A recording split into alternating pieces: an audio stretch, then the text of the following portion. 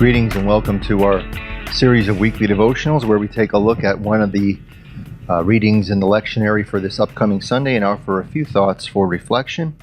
And this week I chose to look at a passage in the book of Deuteronomy in chapter 30, verses 15 through 20. I, of course, as many of you probably know, am a twin, and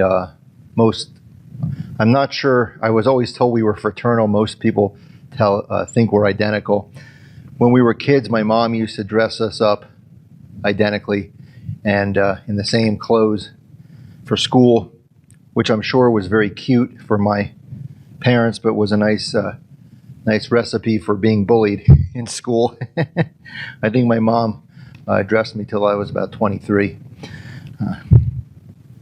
But researchers say that one of the best things to do for kids, one of the healthiest ways to help them grow and learn and become well-adjusted children is empowering them by giving them choice, letting them choose at a young age, giving them choices in their life. That's a really good thing to do.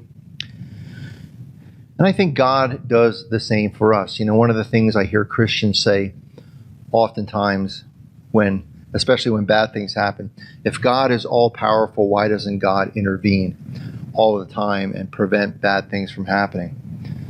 But I've always felt that, God, like a good parent, either can't or chooses not to intervene.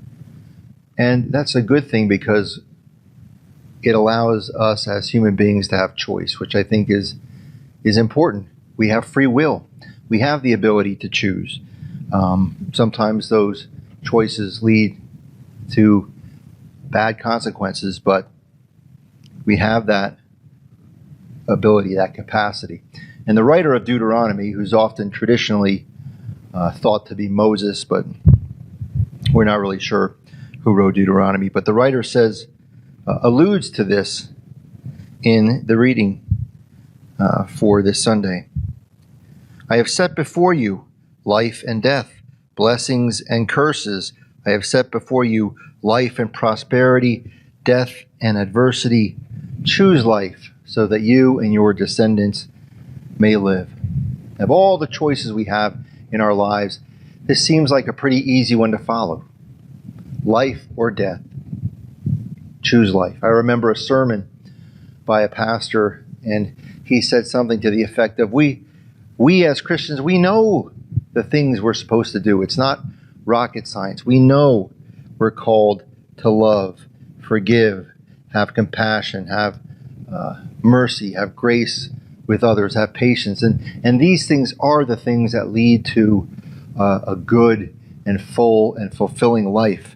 We know the choices that we have to make or are called to make.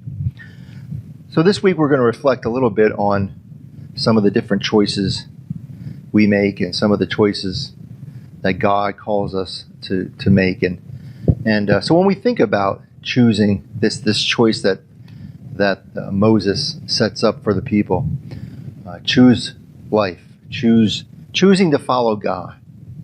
Does that seem like an easy choice for you? Amen.